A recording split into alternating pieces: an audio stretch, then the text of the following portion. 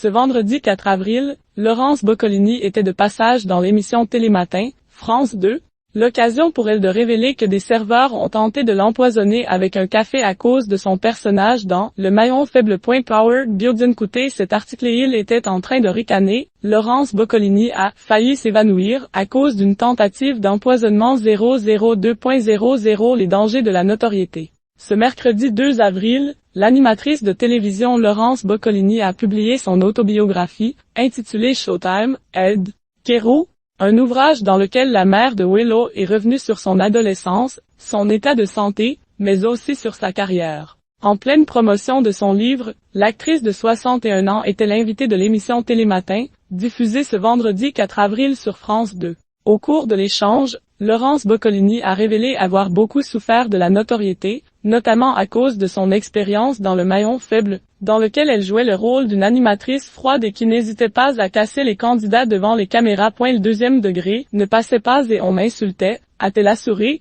ajoutant que les attaques et les critiques de ses détracteurs avaient même été très loin.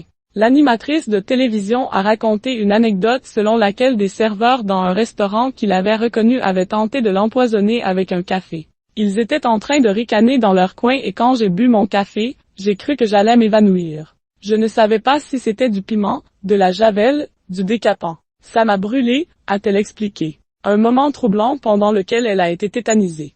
Mon ami m'a dit, ne fais pas de scandale surtout, bien sûr, j'aurais dû faire un scandale, mais je n'ai rien dit, a-t-elle regretté. Laurence Boccolini, victime de la notoriété, les 2 premières années ont été très dures et critiques à cause de son personnage dans Le maillon faible. Laurence Boccolini les avait déjà évoqués le 16 octobre 2024 dans les colonnes de TV Magazine. Elle avait alors expliqué que ses débuts dans le monde de la télévision avaient été très difficiles. J'ai aussi de moins bons souvenirs parce que les 2 premières années ont été très dures, avait-elle assuré, avant de poursuivre, je vivais à la campagne et je faisais mes courses au supermarché comme tout le monde.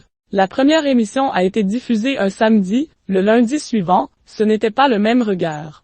La mère de Willow a ajouté qu'elle était régulièrement prise à partie dans la rue, mais pas que. On a jeté des pierres dans mes fenêtres, a-t-elle conclu.